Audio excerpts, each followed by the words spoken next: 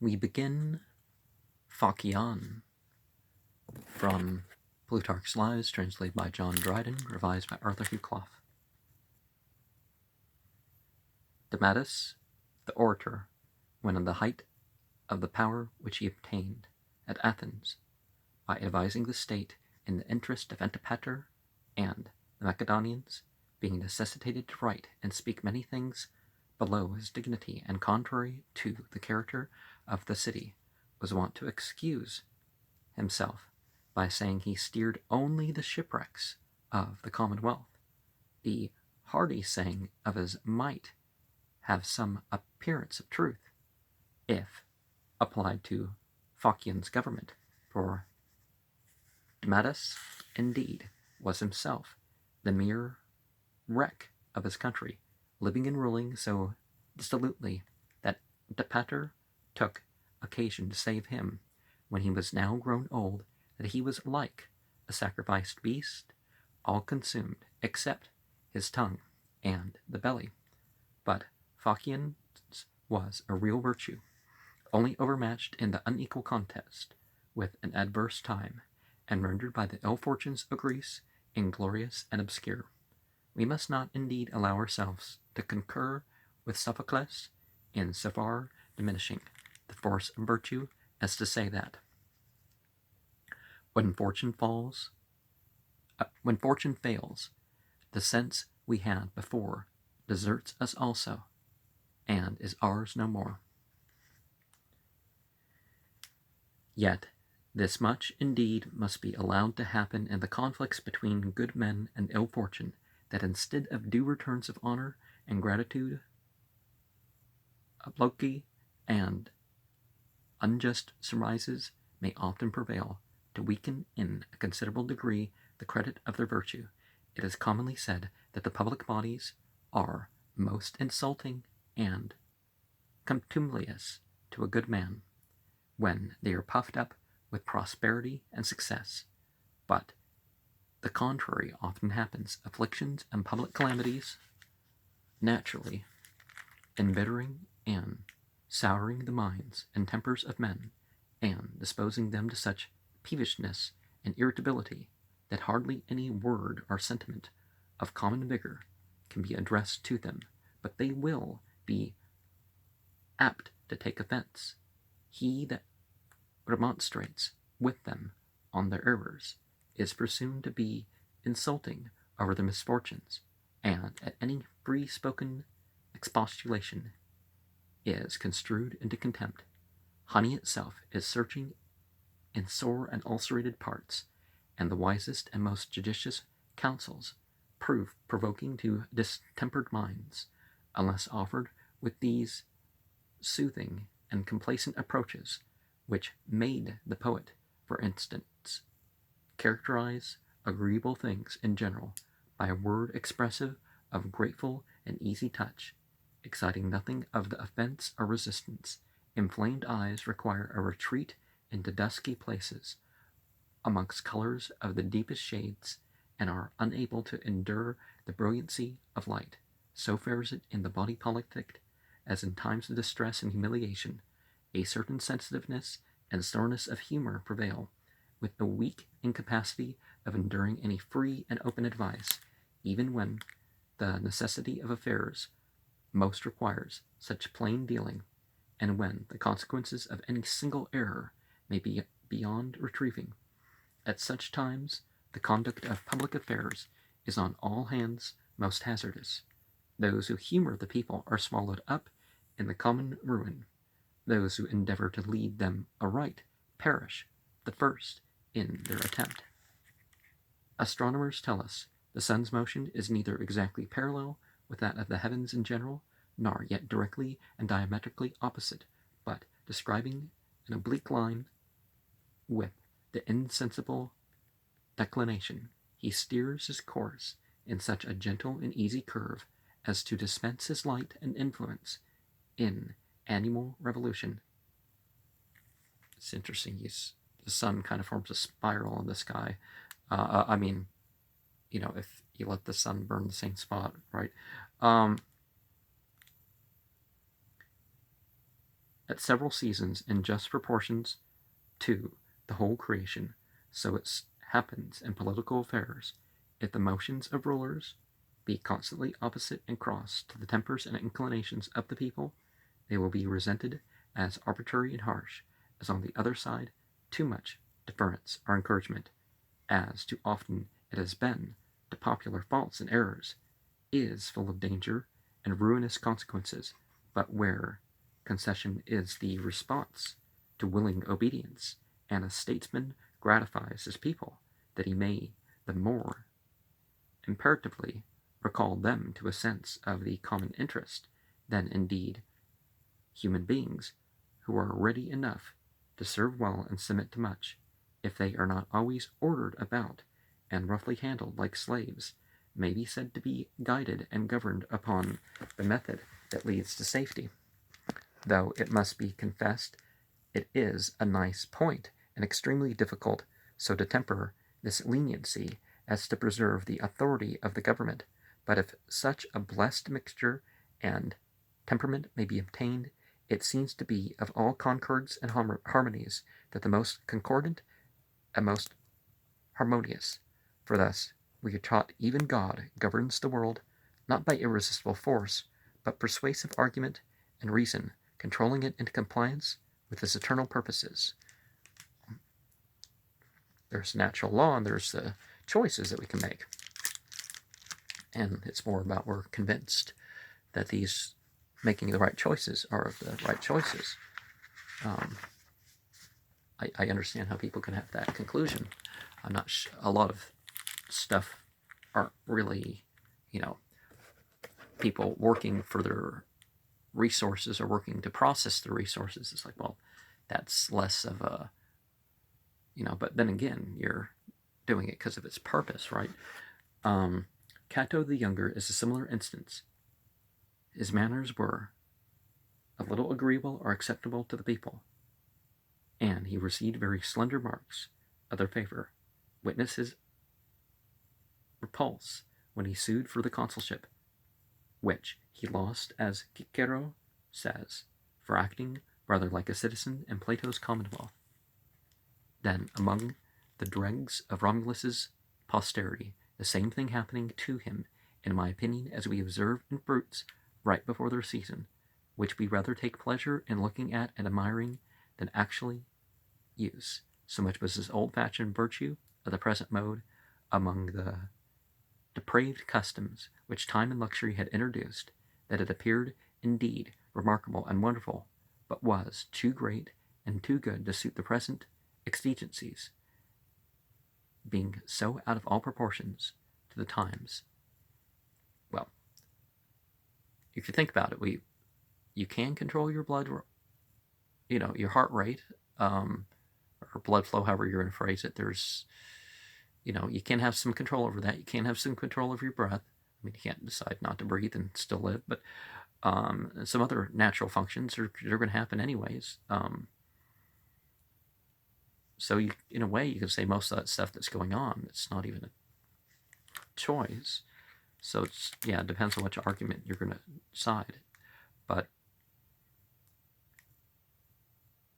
yet his circumstances were not altogether like Phocion's, who came to the helm when the ship of the state was just upon sinking.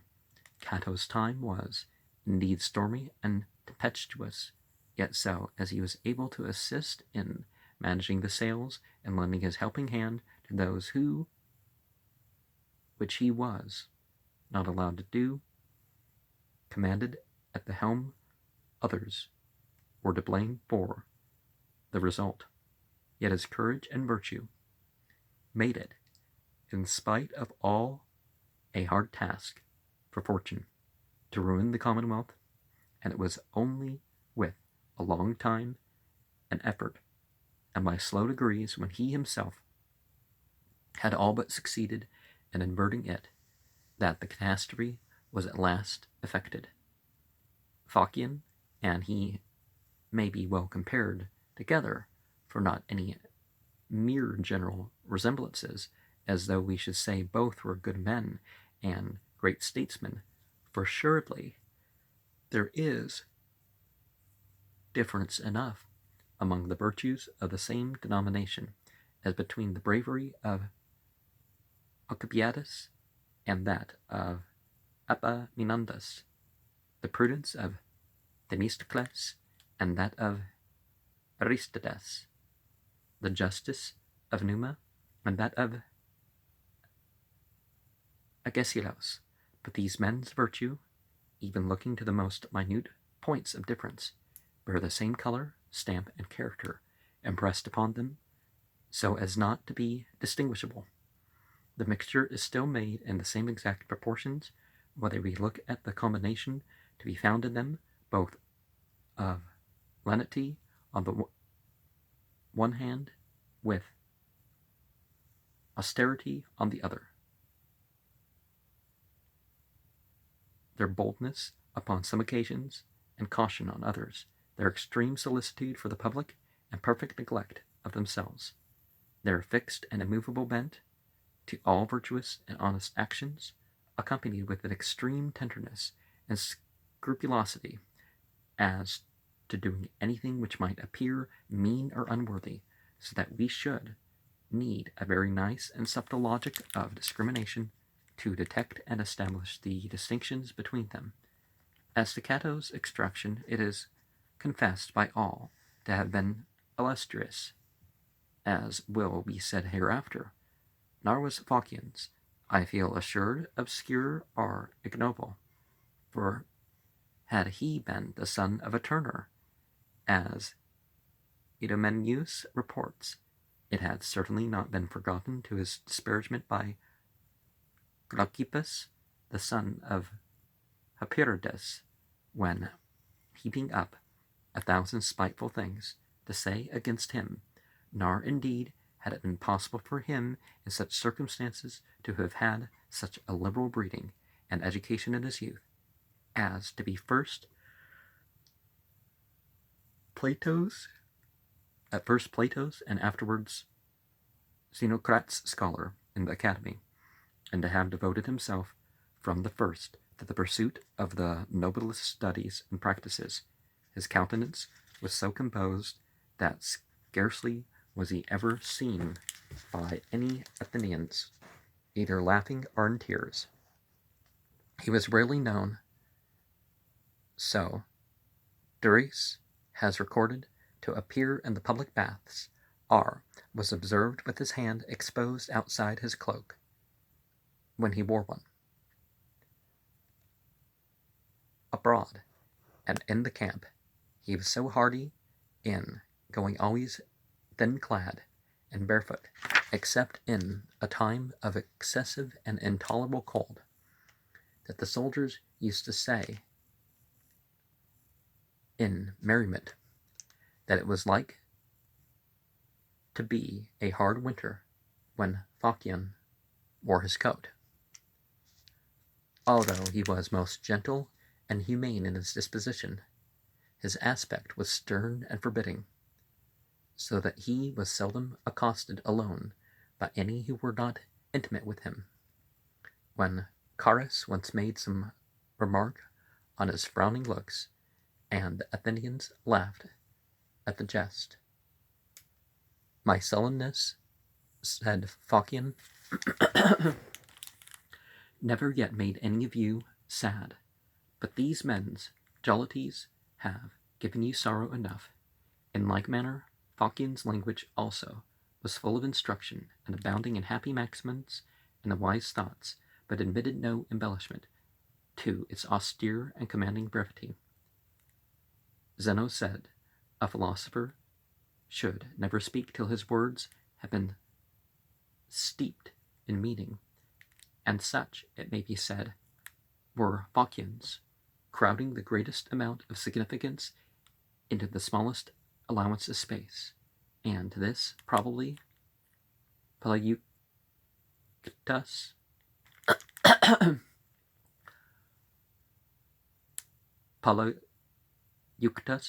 the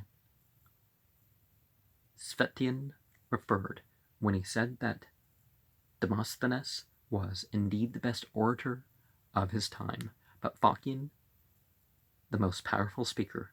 His oratory, like small coin of great value, was to be estimated not by its bulk, but its intrinsic worth. He was once observed, it is said, when the theatre was filling with the audience, to walk, musing alone, behind the scenes, which one of his friends, taking notice of, said, "Phocion, you seem to be thoughtful." "Yes," replied he, "I am considering how I may shorten that I am going to say to the Athenians." Even Demosthenes himself, who used to despise the rest of the haranguers, when Phocion stood up, was wont to say quietly to those about him, "Here is the pruning knife of my periods." Time periods, not the other. This, however, might refer, perhaps, not so much to his eloquence as to the influence of his character, since not only a word, but even a nod from a person who is esteemed is of more force than 1,000 arguments are studied sentences from others. In his youth, he followed Chabrias the general, from whom he gained many lessons in military knowledge, and in return did something to correct his unequal and capricious humor. For whereas at other times Chabrias was heavy and phlegmatic, in the heat of the battle he used to be so fired and transported that he threw himself headlong into the danger beyond the forwardest, which indeed in the end cost him his life in the island of Chios, he having pressed his own ship foremost to force a landing. But Phocion, being a man of temper as well as courage, had the dexterity at some times to rouse the general. When in his procrastinating mood, to action, and at others to moderate and cool the impetuousness of his unseasonable fury.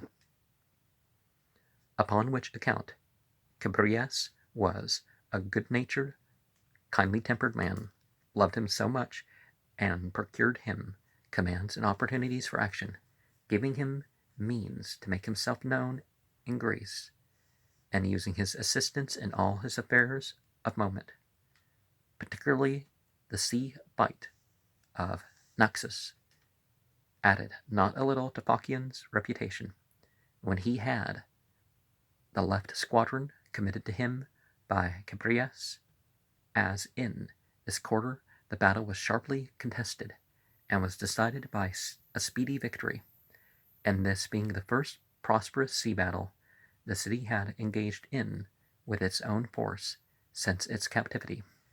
Chabrias won great popularity by it, and Phocion also got the reputation of a good commander. The victory was gained at the time of the great mysteries, and Chabrias used to keep the commemoration of it by distributing wine among the Athenians yearly on the 16th day of Boedramion. After this, Chabrias sent Phocion to demand their quota of the charges of the war from the islanders, and offered him a guard of 20 ships. Phocion told him if he intended him to go against them as enemies, that force was insufficient. If as to friends and allies, one vessel was sufficient. So he took his own single galley, and having visited the cities, and treated with the magistrates in an equal and open manner, he brought back a number of ships sent by the Confederates to Athens to convey the supplies.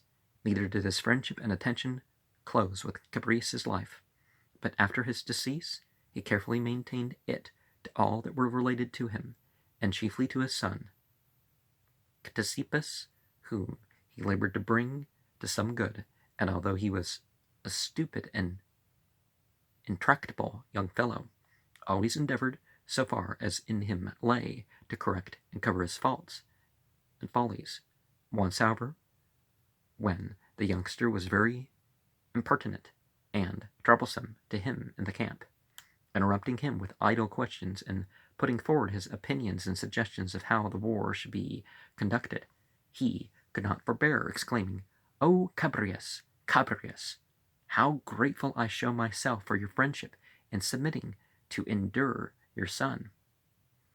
Upon looking into public matters and the way in which they were now conducted, he observed that the administration of the affairs was cut and parceled out, like so much land by allotment, between the military men and the public speakers, so that neither these nor those should interfere with the claims of the others, as the one were to address the assemblies, to draw up votes and prepare motions, men, for example, like Eubulus, Aristophon, Demosthenes, Lycurgus, and Hyperides, and were to push their interest here. So in the meantime, Leopidas, Menestheus, Asthenes, and Charis were to make their profit by war and in military commands.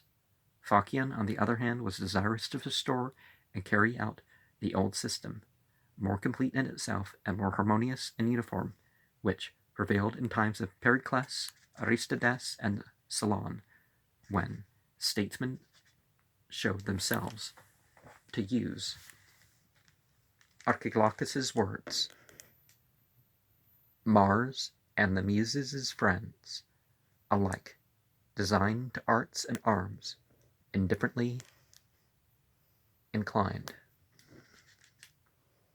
And the presiding female entity of his country was, he did not fail to see, the patroness and protectress of both civil and military wisdom. With these views, Athena, while his advice at home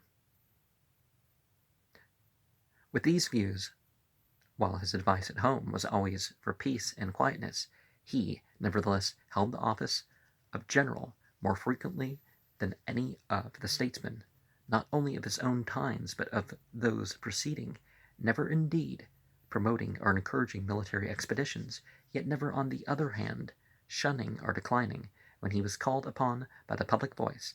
Thus much is well known, that he was no less than 45 several times chosen general,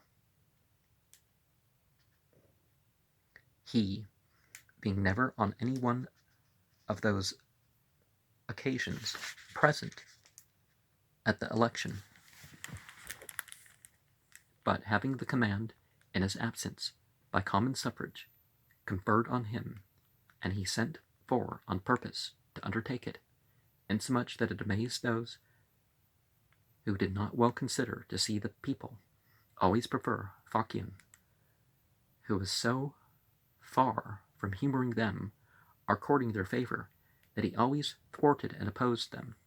But so it was, as great men and princes are said to call in their flatterers when dinner has been served, so the Athenians, upon slight occasions, entertained and diverted themselves with their spruce speakers and trim orators, but when it came to action, they were sober and considerate enough to single out the austerest and wisest for public employment, however much he might be opposed to their wishes and sentiments.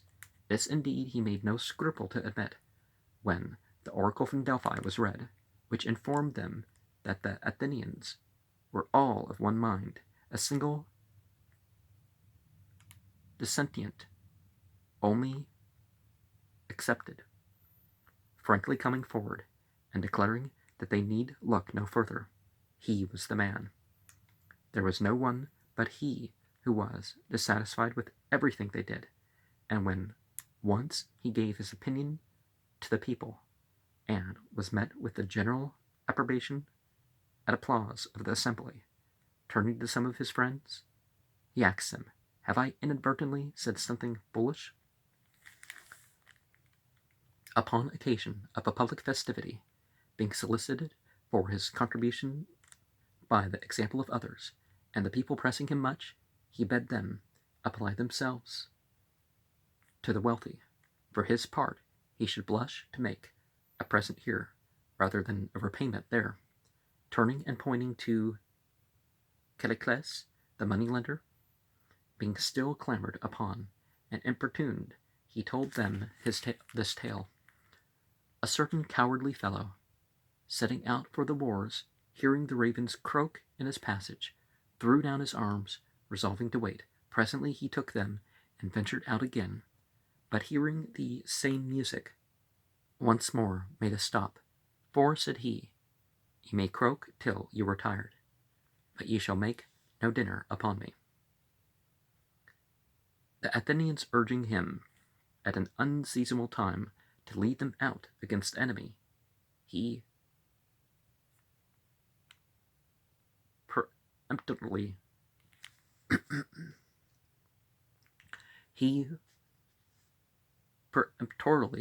refused, being upbraided by them with cowardice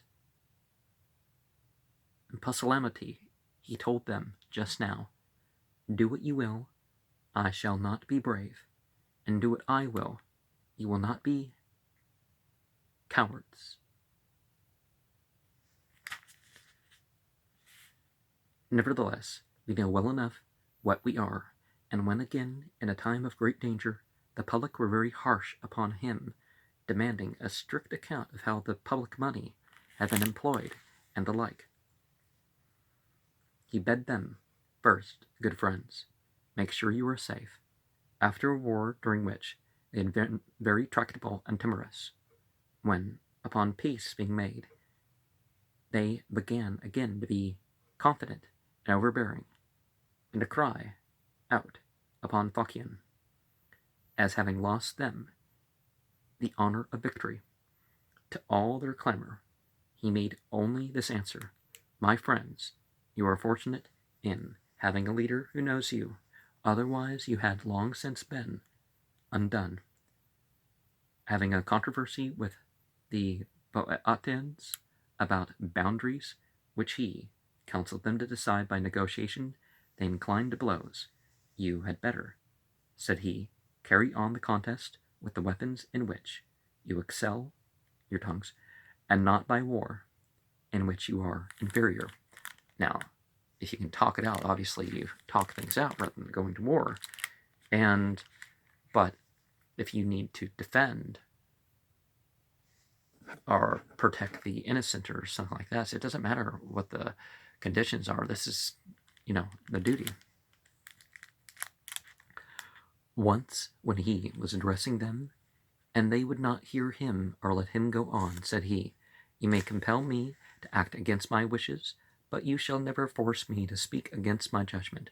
Among the many public speakers who opposed him, Demosthenes, for example, once told him the Athenian Phocion will kill you some day, when they once are in a rage, and you, said he, if they once are in their senses.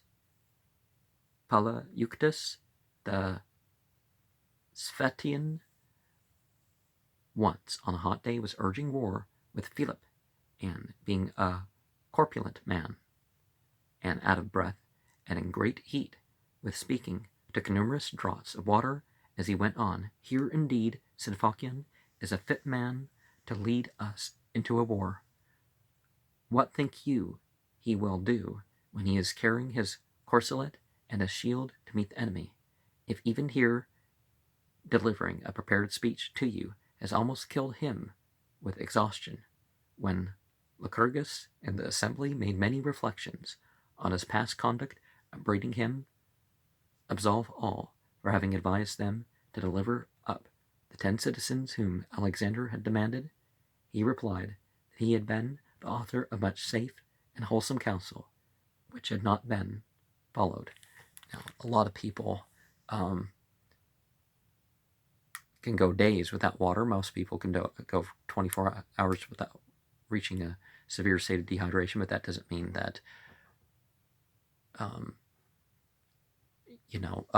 that one necessarily, it'd be good for me to drink some water right now, so you drink water right now. It's, people make too big of a deal of that sort of thing.